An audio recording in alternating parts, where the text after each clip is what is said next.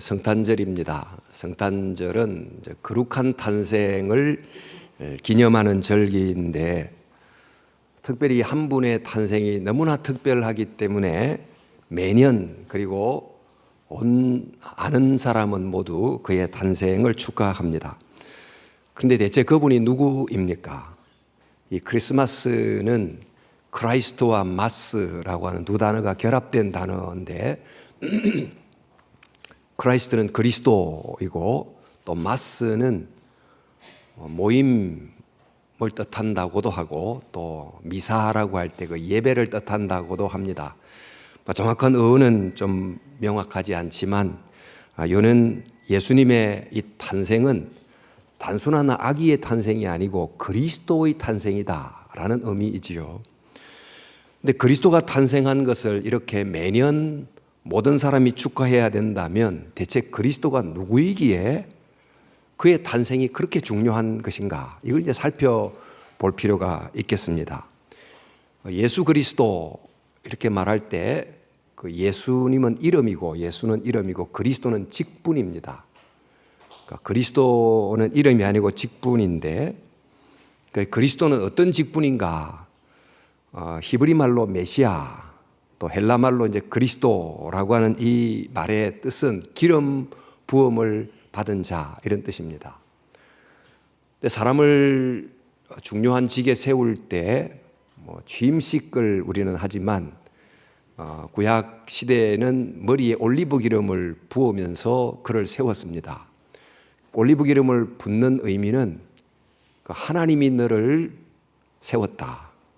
근데 세운 이유는 그 하나님의 다스림이 너의 이 직을 통해서 너가 책임 맡은 영역에 흘러가는 통로가 되게 하려고 너를 세웠다. 그런 의미라고 할 수 있습니다. 그런 의미로 세워지는 직이 현대사회에서는 우리가 갖고 있는 여러 직업들도 그 중에 하나가 되겠지만, 이스라엘 구약 성경의 사회에서는 왕, 선지자, 제사장 이 세 직분을 특별히 기름을 부어서 세웠습니다. 기름을 부어 세움을 받았던 이들은 기름 부음 받은 자들입니다. 그러니까 메시아란 말이 보통 명사로서 기름 부음 받은 자들인데, 왕은 왕으로서 제사장과 선지자는 각각 그 직분을 잘 감당하면서 그들을 통하여 하나님의 다스림이 세상 속에 흘러가도록 했어야 됩니다. 근데 이 세상 속에 많은 왕들이 태어났고 또 제사장과 선지자들이 태어났지만, 그들 모두가 일정하게는 그 직분을 감당했으나 다들 불완전한 왕, 제사장, 선지자들이었습니다.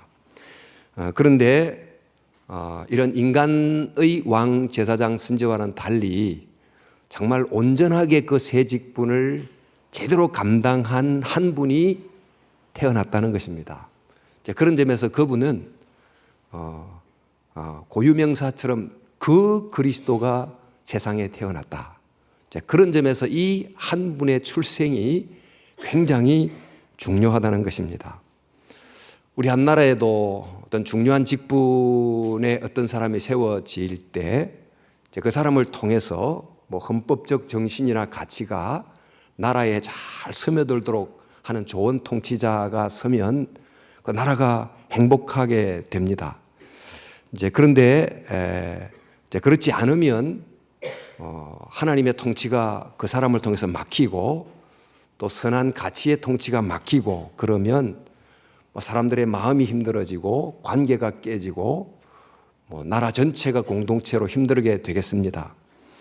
이처럼 하나님의 다스림을 잘 통과시키는 그런 좋은 왕, 또 참된 선지자, 진실한 제사장이 있으면 그들을 통해서 그 하나님의 공의의 다스림, 또 사랑의 다스림, 자비의 다스림이 사람들의 마음속에 흘러가고 또 삶의 구석구석 스며들어가고, 그러다 보니까 어두운 마음에 빛이 비치고 소망이 생기고 어두운 세상에 빛이 밝게 반짝이게 됩니다.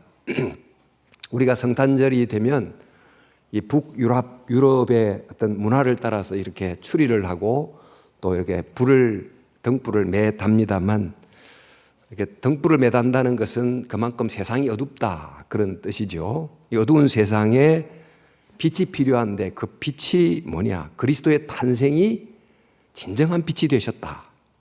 또 그리스도를 통한 하나님의 다스림이 이 세상을 밝히는 진정한 빛이다.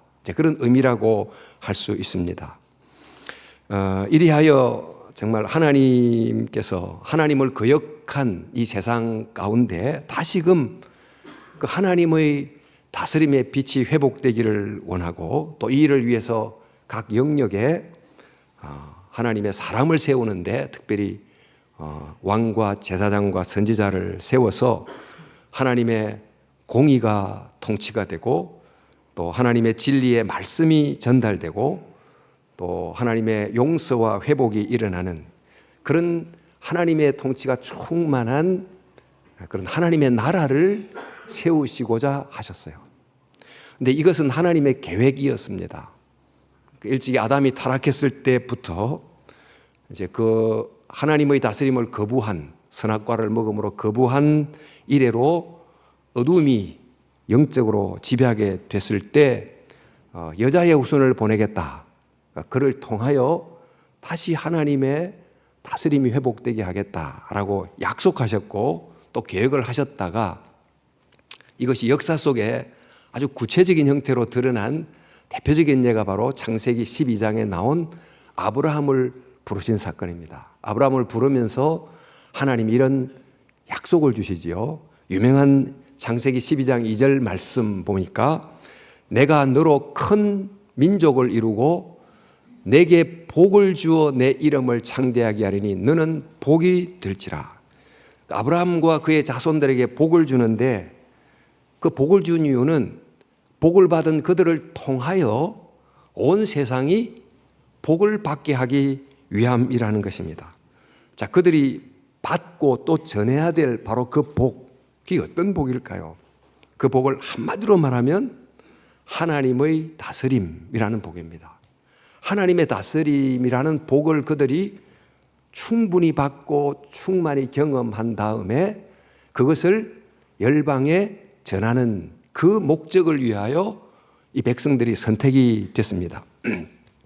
실제 무엇이 정말 복일까? 가정에서 좋은 아버지가 있다는 것은 얼마나 큰 복입니까?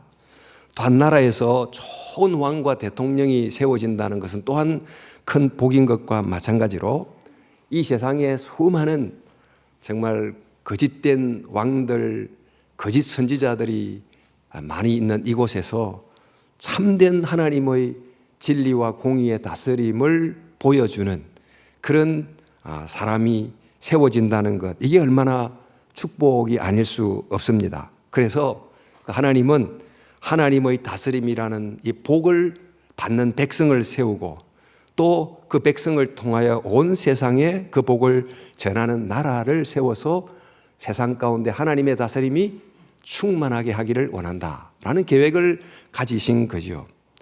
그래서 이 약속이 주어졌는데 드디어 시간이 흘러서 이 가나안이라고 하는 땅 위에 실제로 하나님을 왕으로 모신 나라가 역사 속에 등장합니다. 그 한 나라의 이야기가 이 구약 성경에 기록된 바로 이스라엘 한 나라의 이야기입니다. 그런데 그 하나님의 다스림이 그 나라 속에 어떻게 임했는가? 우리가 저 말씀드린 것처럼 기름 부음을 받은 자들을 통하여 왕을 세우고 선지자를 세우고 제사장을 세움으로 하나님의 다스림을 경험하게 됐어요.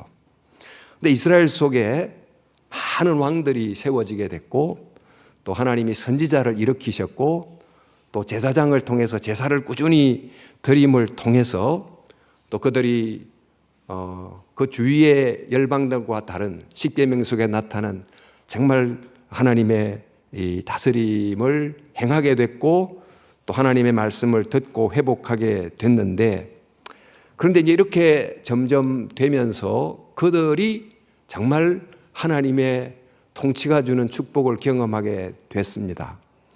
그런데 만약 이것이 제대로 됐다면 그 나라가 전체적으로 온 열방 속에 그 하나님의 아름다운 이 달콤한 통치가 얼마나 복된지를 보여주는 왕적 영향력을 행사했을 것이고, 또 많은 열방을 하나님께로 인도하는 제사장적 역할을 했을 것이고, 또 구약 성경에 기록된 그 하나님의 놀라운 계시를 세상에 전하는 선지자 역할을 하게 됐을 것입니다. 그런데 실제 역사 속에서는 어떻게 됐을까? 그 가나안 땅에 세워진 바로 그 역사적 한 나라는 그 수많은 왕들과 제사장과 선지자들이 있었지만, 그러나 충분히 하나님의 복된 다스림을 경험하지 못했고, 또 이로 말미암아 그 열방 가운데 빛이 되는, 또 하나님의 다스림을 잘 보여주는 역할을 감당하지 못하게 됐습니다. 사실 이렇게 될 때 그 나라를 제사장 나라라고 부르고, 또 왕 같은 제사장 이렇게 이제 부르기를 원하셨지만, 역사 속에는 이제 그렇게 되지 못하게 되므로 이제 그 나라는 그 하나님의 다스림을 보여주기는 했지만 아주 부분적으로 보여준 나라로 그치게 됐습니다. 그러다가 드디어 그 나라가 남과 북으로 분열되고, 먼저 북이 망하고 남이 바벨론에 의해서 멸망을 당합니다. 그래서 우리 지난주 본문에서도 봤지만 왕이 인질로, 또 성전의 여러 그릇들이 이방 신전으로, 또 왕과 귀족들이 포로로 잡혀가는 일이 일어나게 됐죠. 자, 이런 일이 일어나면서 그 백성들 사이에 심각한 질문이 생겨나게 됩니다. 즉, 하나님의 다스림이란 최고의 복이 온 세상에 우리를 통해서 전달된다라고 했던 이 약속이 과연 이제는 끝난 것인가? 그 유다의 멸망으로 모든 것이 끝나서 이 약속은 더 이상 유효하지 않는가? 바로 바벨론 포로가 됐던 유다 백성들은 다 같이 이런 그 질문 앞에서 답을 찾지 못하고 있었습니다. 그런데 그 당시 예언자들도 이 질문 앞에서 고뇌하다가 마침내 알게 된 것은, 비록 바벨론 제국의 포로로 있지만, 그러나 그런 포로 상태를 통해서라도 하나님의 복된 다스림이 온 세상에 임하게 한다는 약속은 여전히 유효하다는 것을 발견하게 됩니다. 그리고 그들의 바벨론 포로가 된 것은 온 세상이 하나님의 다스림을 받게 하는 큰 섭리 중에 하나다는 것도 알게 되는 것입니다. 실제로 이 나라가 망하게 되고 포로가 되면서 비로소 이전보다도 깊이 있는 신앙을 제대로 깨닫게 되므로 하나님의 다스림이 얼마나 신비롭고 깊고 오묘한지를 점점 깨닫게 됐습니다. 자, 이렇게 하나님의 복된 다스림이 온 세계에 임한다는 약속을 이 포로가 된 상태 속에서도 주시는데, 특별히 비전을 통해서도 주시고, 꿈을 통해서도 주시고, 환상을 통해서도 주셨어요. 그런데 바로 그 하나님의 나라는 이전 그 역사 속에 존재했던 가나안 땅에서 세워진 이스라엘 나라처럼 불완전한 왕, 불완전한 선지자, 불완전한 제사장을 통해서가 아니고, 그보다 훨씬 더 온전하고 또 정말 아름다운 왕과 제사장과 선지자를 통해서 이전보다 더 높은 수준의 하나님의 나라가 계속 보이게 된다는 것을 알려주셨습니다. 그래서 이 다니엘서에 보면 바로 꿈을 통해서, 환상을 통해서 그런 그 확신을 갖게 됩니다. 오늘 이제 다니엘서에 나타난 그 두 환상을 통해서 하나님이 정말 하나님의 약속이 폐기된 것 같이 보이는 현실 속에서도 하나님의 약속이 여전히 유효하다는 이 환상을 어떻게 주셨는가 하는 것을 좀 보려고 합니다. 이 다니엘서에는 꿈 이야기가 많이 나옵니다만은 그 중에 이제 바벨론 왕이 꾼 꿈이 있습니다. 제국의 왕이지만 밤마다 번뇌하면서 꿨던 꿈 중에 하나가 이런 내용입니다. 왕이여, 왕이 한 큰 신상을 보셨나이다. 그 신상이 왕의 앞에 섰는데 크고 광채가 매우 찬란하며 모양이 심히 두려우니, 이 신상을 보니까 우상의 머리는 순금이고 가슴과 두 팔은 은이고 배와 넓적다리는 노시고 종아리는 쇠고 발은 쇠와 진흙이 섞여서 만들어져 있는 모습이었습니다. 그런데 바로 이 신상을 향하여 손대지 않는 돌이 나와서 신상의 쇠와 진흙의 발을 쳐서 부스러뜨린 이런 환상을 보게 됐습니다. 먼저 그 바벨론 왕이 꿨던 이 꿈속에 신상이 나타났다 하는 것은 뭘 의미하는 걸까? 바벨론을 포함한 이 세상 나라를 뜻하는 것인데 그 나라를 신상으로 보여줬다는 것은 그 세상의 여러 제국들과 제국을 통치하는 왕들이 스스로 숭배받는 신의 자리에 올라서 있다라는 것을 알려주고 있습니다. 과거 여러 제국들이 그랬고 왕들이 그런 위치에 스스로가 올라섰고 또 근대에 와서도 심지어 2차 세계대전 때 독일과 일본이 그런 우상 숭배적 애국주의를 국민들에게 강요함으로 국가가 신의 자리에 올라서기도 했던 것을 우리가 알고 있고 또 현대사회에서는 어떤 정당이나 정치 지도자들이 신상처럼 세워지고 또 문화에서는 어떤 문화적 영웅들이 그런 경우가 있습니다. 그러면서 그들에 대한 충성이 주님에 대한 충성을 앞서는 그런 경우가 생기게 된다는 거예요. 이런 자기를 신격화하는 여러 신상들이 현대사회에서도 계속해서 세워지고 있는데 이 바벨론 왕이 꿨던 꿈속에 나타난 신상을 자세히 보니까 이런 특징이 있었습니다. 머리는 순금이고 가슴과 두 팔은 은이고 그 밑에는 노시고 또 쇠고 쇠와 진흙이다 하는 모습을 보면서 윗부분은 굉장히 고귀한 금속으로 되어 있는 아름답고 화려한 거지만 아래로 내려갈수록 값싼 금속으로 되어 있다. 그러니까 겉으로 드러나 보이는 것과 실제는 굉장히 다르다 하는 것을 이제 먼저 말해주고 있고요. 그 다음에 이제 아랫부분을 보니까 그 중에 이제 발 부분인데 이제 발은 이 신상이 서 있어야 되기 때문에 가장 강해야 되는데 이 발 부분이 쇠하고 진흙이 함께 혼합이 돼서 만들어졌다.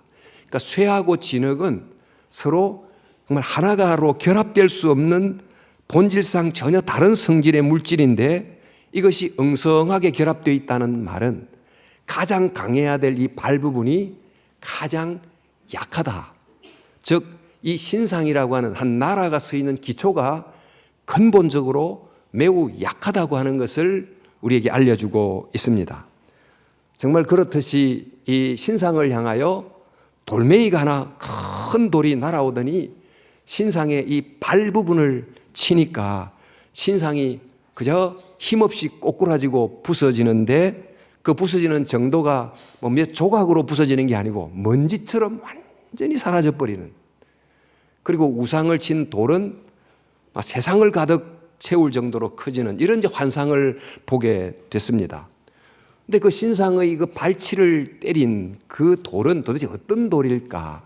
이 돌은 사람이 어디로부터 떼내온 돌도 아니고 사람이 정을 가지고 다듬은 돌도 아니고 사람이 던진 돌이 아닌 어디서 온지 모르는 사람의 손이 닿지 않는 돌이 어디론가부터 날아와서 그 신상을 때렸다. 이 말은 이 돌의 어떤 출처가 인간이 아니다 하는 것을 알려주지요. 근데 구약 성경에 보면 이제 하나님께 제단을 쌓을 때 돌로 제단을 쌓는 경우는 그 제단의 돌을 정으로 조각하거나 다듬지 못하도록 율법에 되어 있습니다. 즉 인간적 어떤 방식이 들어가지 못한다 그런 뜻이기도 한데 출애굽기 20장 25절에 내가 내게 돌로 제단을 쌓거든 다듬은 돌로 쌓지 말라라고 했습니다. 즉 신상을 향하여 날아온 이 돌은 제단에서 사용된 돌, 즉 하나님이 보낸 돌이라고 하는 것을 우리에게 보여줍니다. 즉 다시 말해서 하나님으로부터 비롯된 어떤 존재가 신상과 같은 스스로를 신격화했던 이 세상 나라를 무너뜨리고 정말 하나님의 진정한 다스림에 기초한 나라를 누군가가 세운다라고 하는 예언을 한 것입니다. 이제 두 번째 이제 살펴볼 환상은 다니엘이 꾼 꿈인데, 그 꿈 속에 나타난 환상 내용은 네 마리의 짐승이 나타나는 환상입니다. 그 첫째 짐승은 사자 모양인데 독수리 날개를 가지고 있고, 둘째 짐승은 곰을 닮았는데 입에는 새 갈빗대를 물고 있다. 그러니까 막 고기를 지금 뜯어먹고 있는 그런 장면이고, 셋째는 표범을 닮았고, 넷째는 쇠로 된 이를 가지고 먹는 것마다 막 부서뜨리고 있고, 근데 이 짐승에 뿔이 있는데 새로 올라온 뿔이 이미 쓰던 뿔을 뿌리째 뽑아버리는 이런 모습의 환상을 보게 됐습니다. 이 네 짐승은 계속해서 일어났다가 사라지고 또 될 이 세상 나라를 상징하는데, 이 세상 나라들이 짐승이라는 상징으로 표현된 것은 그 속에 야수성과 잔인함이 있다, 또 파괴와 약탈을 일삼고 있다는 뜻이기도 하고, 또 한 뿔이 다른 뿔을 뽑아내버린다 하는 것처럼 끊임없는 권력 투쟁이 그 속에 있다는 것을 우리에게 알려주기도 합니다. 근데 이 네 마리 짐승이 환상 속에 보이는데, 이 짐승이 전부 다 바다로부터 올라오게 돼 있어요. 그러니까 성경의 이 바다라는 것은 혼돈을 뜻하고 특별히 하나님에 대한 어떤 저항 세력을 의미하는데, 바로 이 바다로부터 올라온 네 짐승은 전부 하나님의 다스림을 거역하는 그런 모습의 나라라는 것입니다. 예수님이 광야 시험을 받을 때 사탄이 예수께 와서 이런 시험을 합니다. 너가 만약 내게 절하면 너의 눈에 보이는 이 천하를 내가 너에게 주겠다, 이런 약속을 하는데, 지금 이 네 짐승으로 상징된 이 세상 나라는 다 한결같이 마귀에게 절함으로 얻은 세상의 권세라는 것입니다. 즉 마귀에게 절했다는 말은 마귀의 방식을 사용함으로, 즉 폭력과 야수성과 이런 방식으로 세상과 천하를 얻은 나라와 왕들이다 보니, 그들이 세상을 지배하는 것 같지만 지배하기 전에 다 먼저 사탄에게 머리를 꿇어버린 종이었다는 것을 또 알려주고 있는 거지요. 자, 여러분, 이렇게 이제 바다에서부터 올라온 네 짐승의 환상을 본 다음에 환상이 또 이어져 다른 환상이 나오는데, 그 환상은 태초부터 항상 계신 분에 대한 환상과 또 그로부터 권세를 넣는 인자 같은 이에 대한 환상입니다.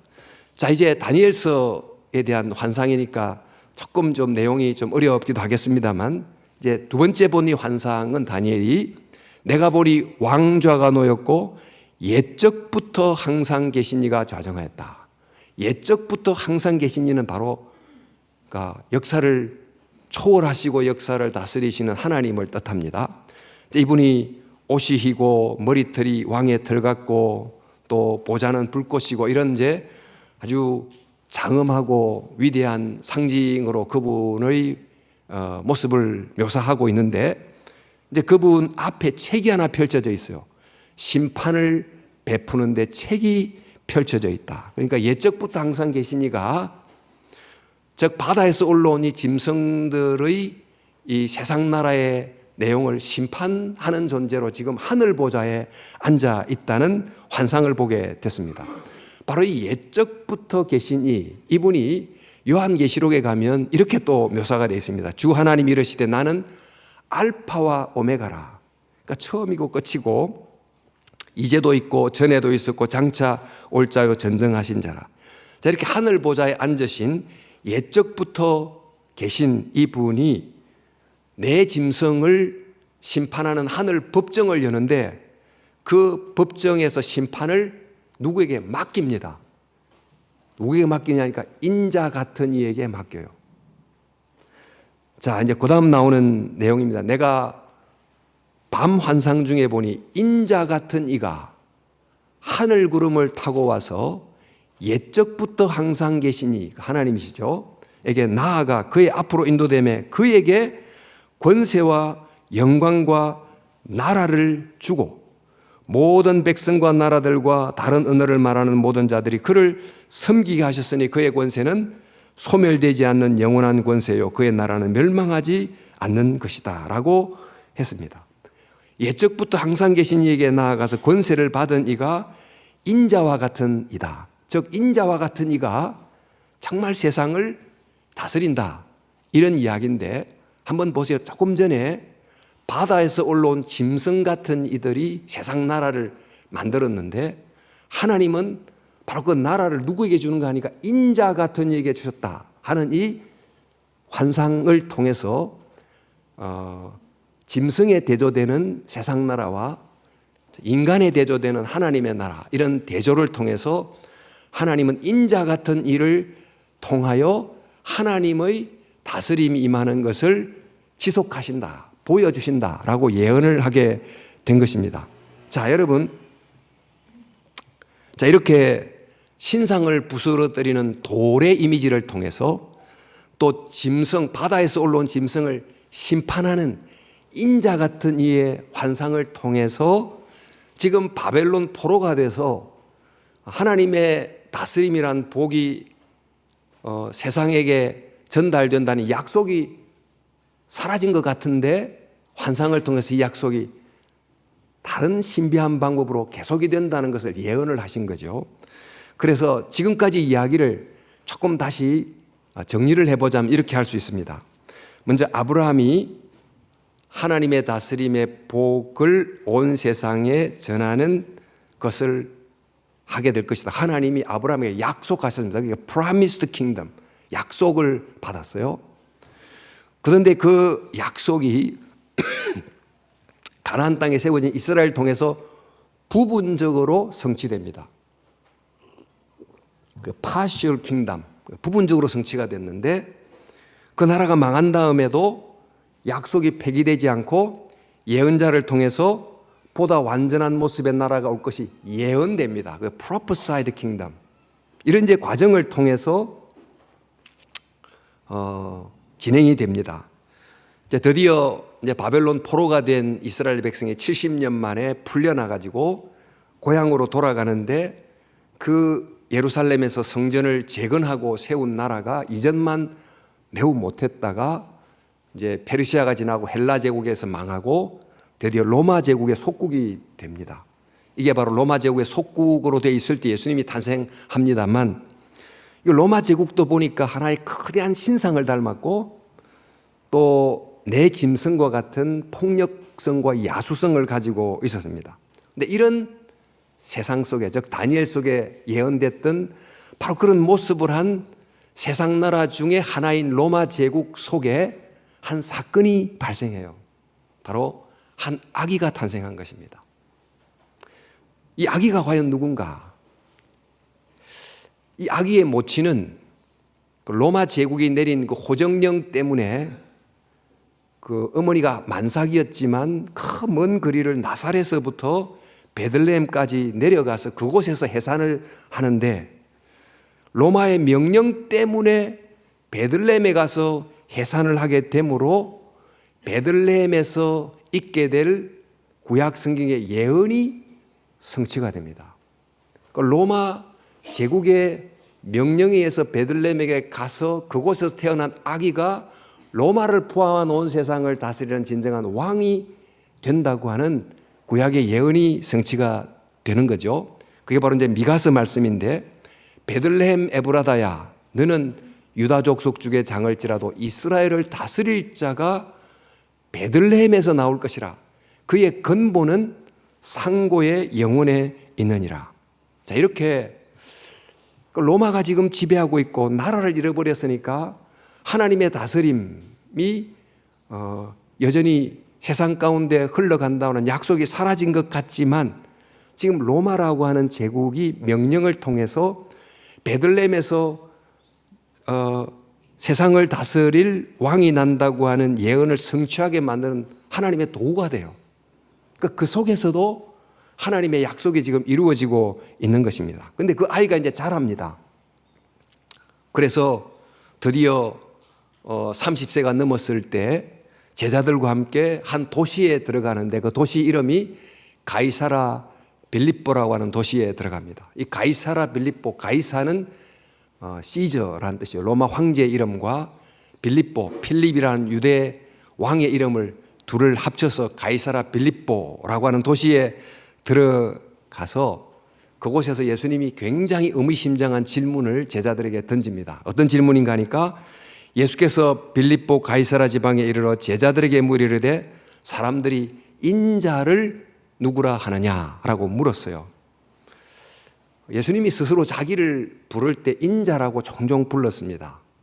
그러니까 문자적으로 사람의 아들인데 이렇게 인자란 이름을 자기를 향하여 부를 때 예수님에 대해서 잘 모르는 사람들은 사람의 아들인가 보다 이렇게 생각했지만 사실 예수님을 점점 알아갔던 사람은 그 사람의 아들 인자라는 단어를 통해서 예수님이 누군지를 제대로 알아가게 됐어요.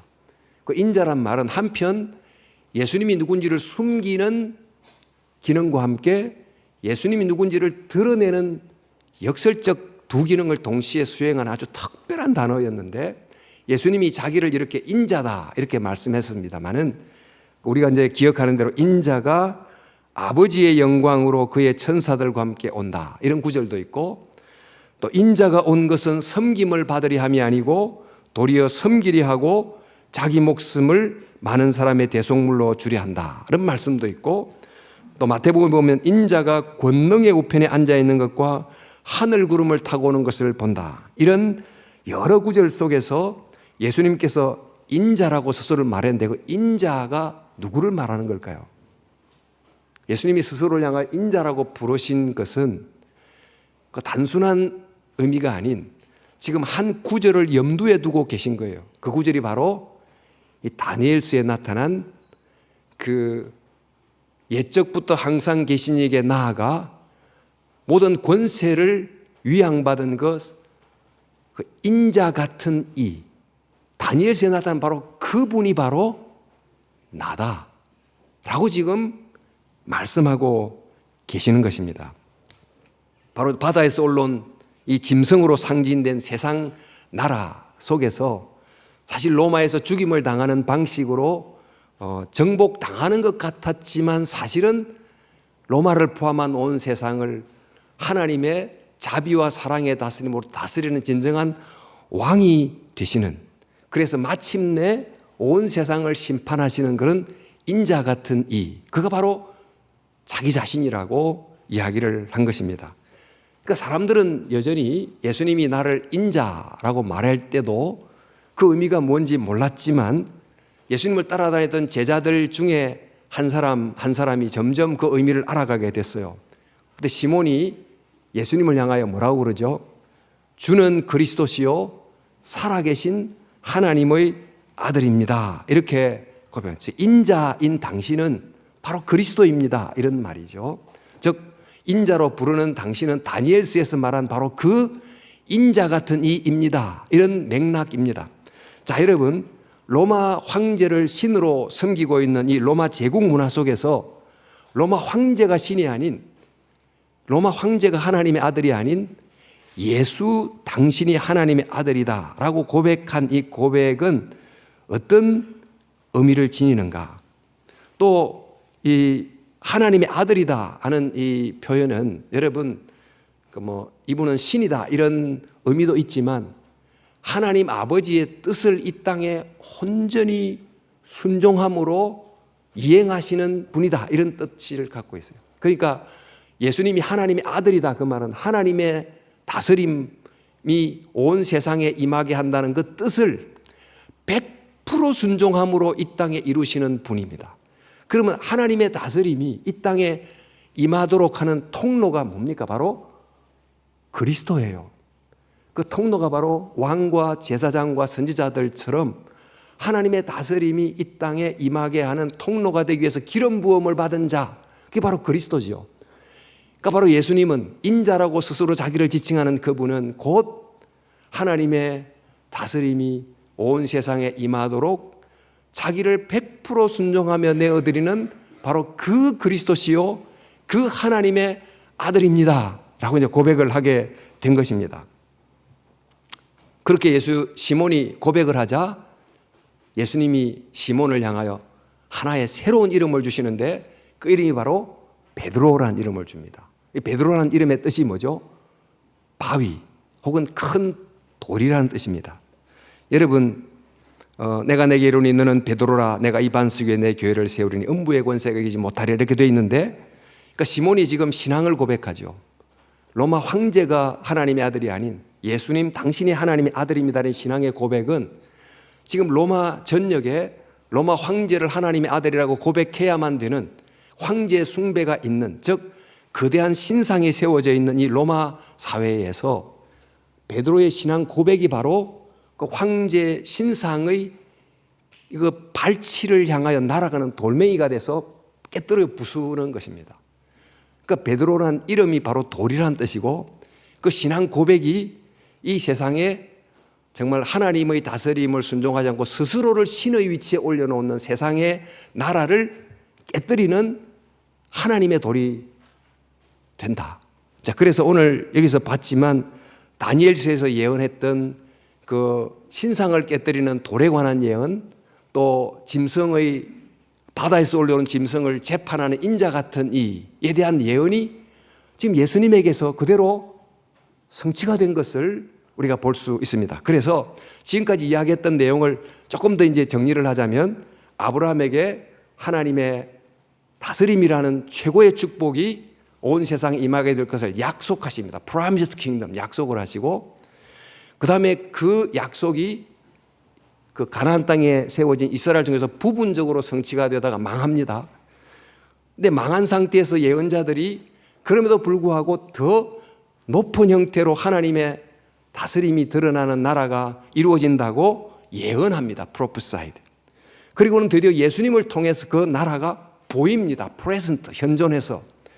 그리고 예수님이 그 나라를 선포하시고 나중에는 요한계시록에 나가서 perfected, 완성이 됩니다. 이제 P라고 하는 단어를 통해서 단계별로 이렇게 설명을 해 드렸습니다. 자, 여러분, 제가 이렇게 긴 좀 성경 이야기를 쭉 풀어 설명한 까닭은 이 성탄절이 크리스마스입니다.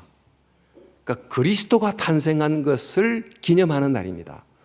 왜 그리스도가 탄생한 것이 이렇게 매년 기념해야 될 중요한 날이 되는 것입니까?